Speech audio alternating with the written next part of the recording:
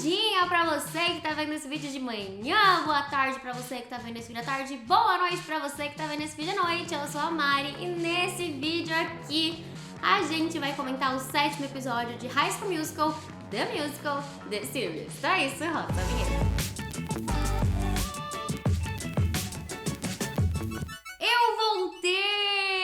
Que emoção, não é mesmo, gente? Eu acabei viajando, acabei me desorganizando, e aí veio o Rock in Rio, enfim, quando eu vi eu já tinha perdido muitos episódios de High School Musical, The Musical, The Series pra comentar com vocês, mas aí eu falei, por que não voltar, não é mesmo? Então eu voltei pra gente comentar o 7º episódio desta série, que está assim, o puro surto, o puro caos, o puro suco do entretenimento. Se você curte análises semanais de High School Musical, The Musical, The Series, aproveita pra se inscrever nesse canal e também me seguir nas redes sociais, vou deixar tudo aqui certinho. E bora começar, porque muita coisa acontece nesse episódio, então a gente vai ter que falar muito, e como eu não apareço aqui há vários episódios, talvez eu recapitule assim alguns detalhes pra comentar dos outros episódios que eu acabei não comentando, beleza? Eu vou começar pela ferida, que eu gosto de começar cutucando a ferida mesmo, que é o fim de Portwell. Assim, é muito complicado pra mim esse tema, não porque eu gostava muito de Portwell e etc, mas eu acho que eu esperava uma coisa tão mais de Portwell nessa temporada, e aí eu não tive, mas eu tenho a plena consciência de que foram expectativas totalmente minhas, porque o Tim Fordale não prometeu nada, então ele entregou aquilo que ele prometeu. Nada, brincadeira. Mas então vamos focar nesse fim de Portwell, que é o relacionamento da Gina com EJ, que a gente descobriu aí, né, que se chama Elton John, o que faz toda uma referência aí pelo apelido dele ser Rocketman, que é uma música do Elton John, enfim. Eu não tinha comentado isso ainda, eu achei genial, eu amei. Eu acho que Portwell foi um relacionamento que ele tava fadado ao fracasso pela 3ª temporada mesmo. Eu acho que o Tim Fordale, ele quis aqui fazer pra gente uma coisa que a gente já tinha visto meio que na 1ª temporada, que era realmente ali dar um gostinho de um relacionamento que ele ia fracassar, assim. E eu senti também que o Tim Fordale, ele acabou utilizando de várias coisas que ele utiliza na 1ª temporada pra mostrar que esse relacionamento, assim, não ia dar muito certo. A gente tem aqui uma coisa muito interessante nesse relacionamento, porque ao mesmo tempo em que os dois querem fazer o negócio dar certo, eles estão focando em momentos completamente diferentes da vida, né? Enquanto a Gina, ela quer aproveitar um pouco mais do presente, por mais que ela queira pensar no futuro deles dois juntos, etc., eu ainda acho que a Gina quer aproveitar o momento de agora, ela quer fazer com que eles fiquem juntos agora, ela quer mostrar pra ele o quanto eles funcionam bem juntos. Realmente, a Gina, ela tava ali de corpo e alma, ela tava ali tentando mesmo. Já o EJ, eu acho que ele tava assim preocupado demais com o futuro, em provar pro pai dele que ele conseguia tirar um ano sabático, de não saber muito o que fazer, de não saber muito pra onde ir, e isso acabou prejudicando muito ele no relacionamento dele com a Gina, porque ele acaba tentando pensar tanto no futuro, de tipo, isso precisa ser perfeito pra que no futuro eu fique com a Gina, pra que no futuro a gente more e seja vizinhos. Então ele vai pensando tanto no futuro que ele acaba perdendo os momentos mais importantes com ela ali, que é ao longo da 3ª temporada. E uma pessoa que tá ali, né, em todos esses momentos muito importantes pra ela, acaba sendo o Rick, né? Então, no momento em que ela arremessa a primeira bola de basquete dela, no momento em que é a última dança do baile, eu acho que isso é muito também do EJ, ele ser ruim em pedir ajuda. Claro que ele vai e pede ajuda pra senhorita Jenny, etc., mas ainda assim eu acho que ele demora muito pra pedir essa ajuda, e ele pede no pior momento possível, que é quando ele combina com a Gina deles passarem o dia juntos, ele não passa o dia com ela. Eu sempre defendi muito o EJ, eu sempre achei que as atitudes dele eram porque ele tinha um bom coração, etc. Eu ainda acredito nisso, mas eu acho que pega pra mim muito mais forte quando você percebe que a pessoa, ela tá fazendo tanta coisa que ela acaba não valorizando você.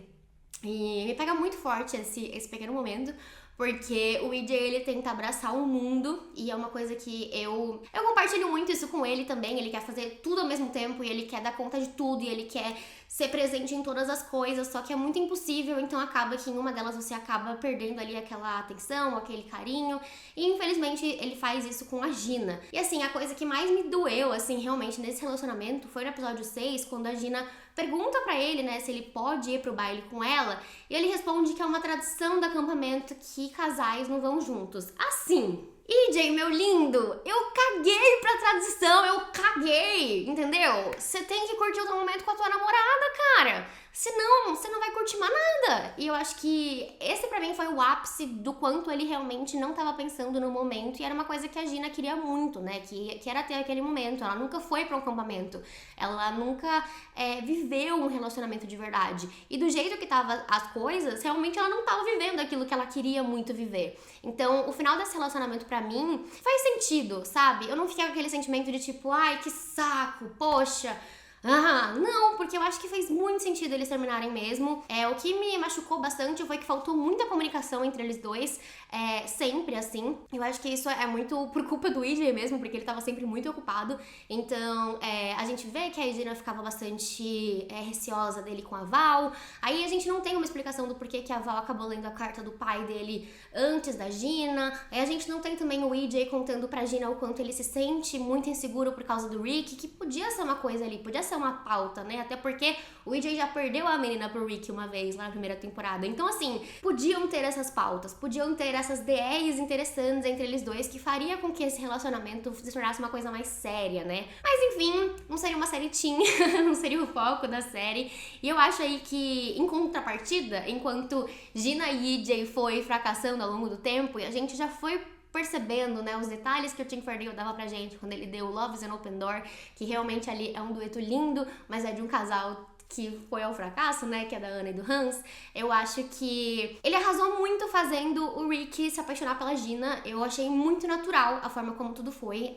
Não dá pra esquecer, né, que eles tiveram sim um passado e etc, mas o Rick, ele tava bem machucado com tudo que aconteceu na segunda temporada, e eu acho que foi muito natural a forma como ele e a Gina foram se conectando nessa terceira temporada, porque de alguma forma ela também foi ficando bastante sozinha, e ele já tava meio sozinho também, então foi muito natural eles se encontrarem ali no meio do caminho, aumentarem essa amizade. O que eu achei muito legal disso tudo é que a Gina, ela tava tão focada no EJ que ela nem se ligou, assim, do sentimento que o Rick tem por ela nesse momento. Então eu vi o quanto ela tava realmente ali querendo muito dar certo com o EJ, sabe?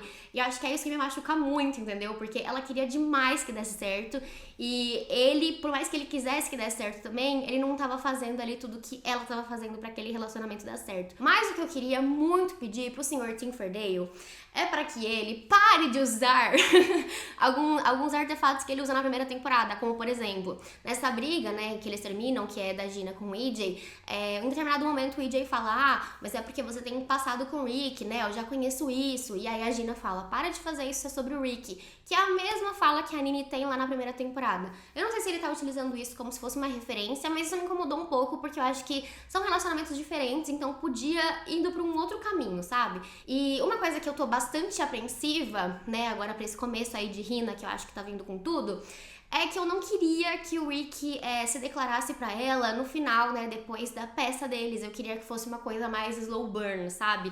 Eu sei que é pra matar os Rinas do coração, né, porque já tá indo bem devagar essa relação, mas acho que seria bastante interessante se realmente, assim, ele não se declarasse pra ela no final da peça, que ele aceitasse o tempo dela. Eu achei muito legal isso que o Rick fez, de querer contar pra ela o sentimento dele, mas ele vê o quanto ela tá machucada por ter terminado esse relacionamento, e ele segura essa informação. Então eu queria que o Rick, primeiro ele fosse tipo um super amigo, e aí ela começasse a gostar dele também, e aí eles ficassem naquele negócio de tipo, ai, será que ele gosta de mim? Enfim, não sei, eu acho que eu gostaria de ver esse relacionamento indo aos pouquinhos e acendendo a chama numa quarta temporada, sabe? Eu acho que ia ser interessante disso acontecer. E eu não vou perdoar Tim Ferdale por não ter colocado Gotta Go My Own Way com Gina. Era o momento, Tim Ferdale, era o momento ali, entendeu? Com o EJ perguntando, what about us?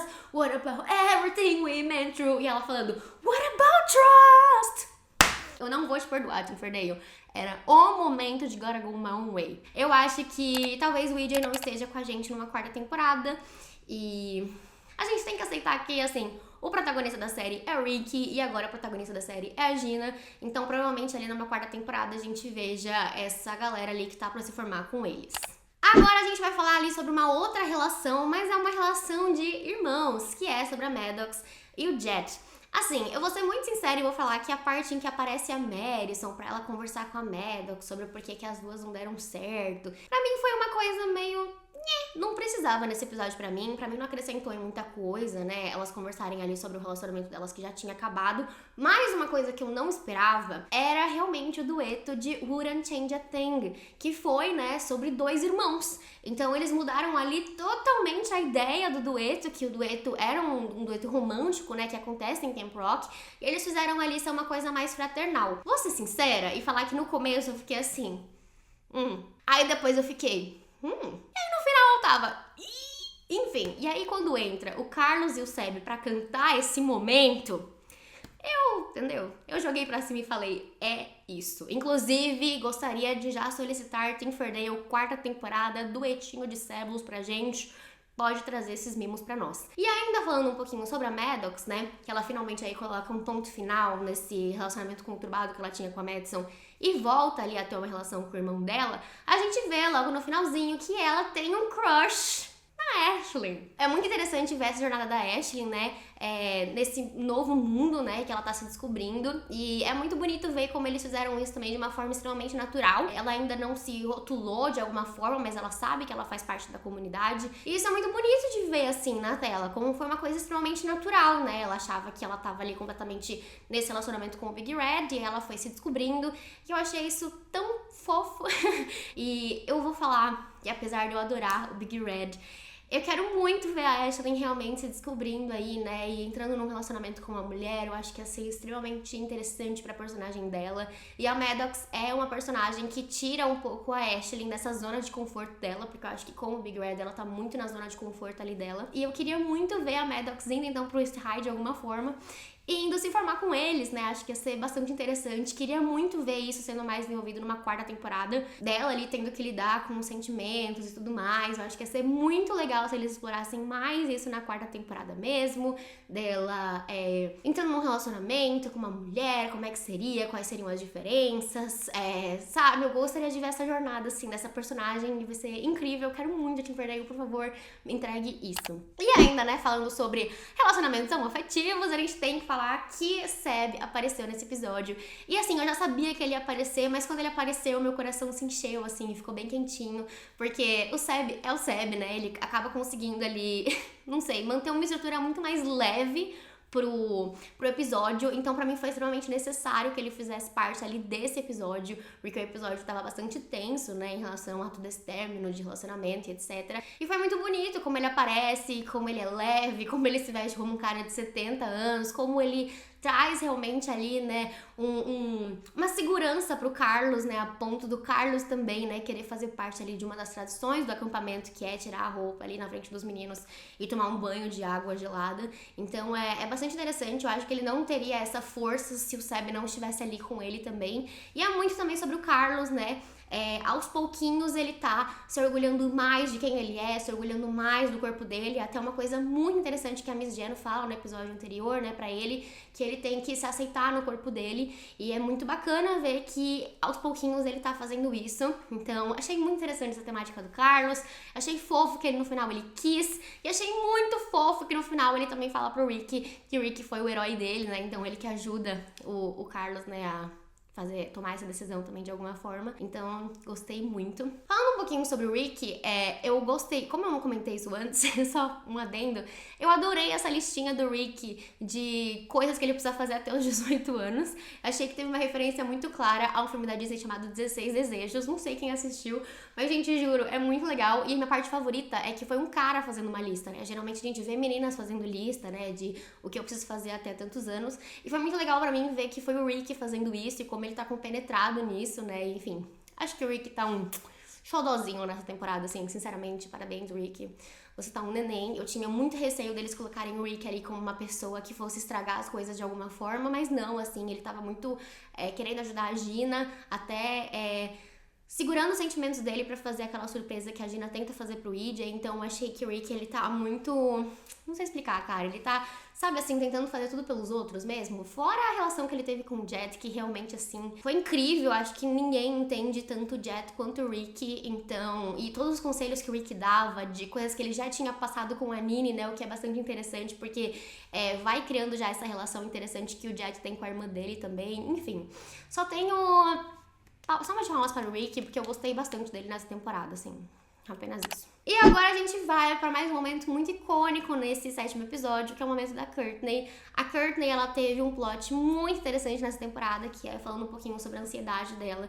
Eu gostei bastante de como o Tim Ferdinand também coloca isso em perspectiva ao longo da série. Eu senti que ela teve uma evolução muito grande ao longo desses episódios, né? Então, primeiro, ela nem falava que ela tinha ansiedade. Segundo, ela foi criando ali, né, um pouco mais de confiança na Gina pra falar que ela tinha ansiedade, pra lidar com isso.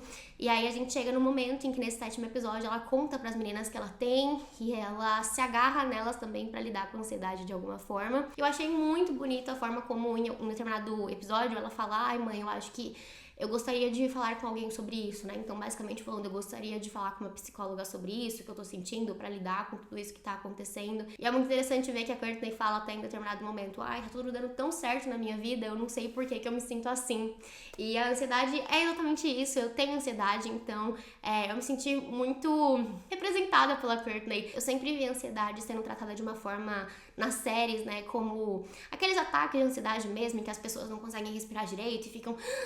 E claro que tem isso, mas a minha ansiedade nunca foi nesse nível, assim, geralmente ela é no nível mais Courtney mesmo, que começa a duvidar de si mesma, que em um momento tá tudo bem e depois não tá mais, que em determinado momento esquece uma fala. E eu achei muito linda a parte em que ela escala, né, de fato ali, aquele... Não é uma montanha, né? Mas você viu o que eu tô falando. Ela escala e ela chega no topo, que é uma coisa que ela não ia conseguir fazer antes. Então isso pra mim mostra o quanto ela tá se evoluindo mesmo. E eu fiquei muito feliz pela Courtney, de verdade. Assim, ela é uma das minhas personagens favoritas na série também. Então ver essa evolução dela é muito bonita. Mas antes de encerrar esse vídeo, eu só gostaria de falar que eu gostaria de pegar o EJ naquele baile e pegar aquele caderninho de fala dele e fazer assim: para, vai curtir teu baile! Só isso mesmo, gente. Fiquei um pouco irritada com ele testando as pessoas num baile. Enfim, desculpa, é que dessa vez não deu pra passar pano pra você. Foram muitas atitudes que você foi me deixando aqui, ó, por aqui, mocinho, por aqui. E eu espero aí, né, que talvez nesse último episódio a gente veja o EJ encontrando a si mesmo, né, que é uma coisa que ele ainda não se encontrou, ele ainda não sabe muito bem o que fazer de faculdade, ele falou que o pai dele não tá lidando muito bem com esse ano sabático. Então não sei, né, talvez ele realmente entre pra alguma faculdade, ele ache que ele faz sentido em algum curso, ou até ele tire realmente esse ano sabático pra se conhecer. Eu acho que seria muito interessante pro EJ, porque ele acaba tentando abraçar o mundo e acaba perdendo um pouco de noção até um pouco sobre ele, sobre o que ele quer fazer, sobre o que ele pretende fazer da vida dele.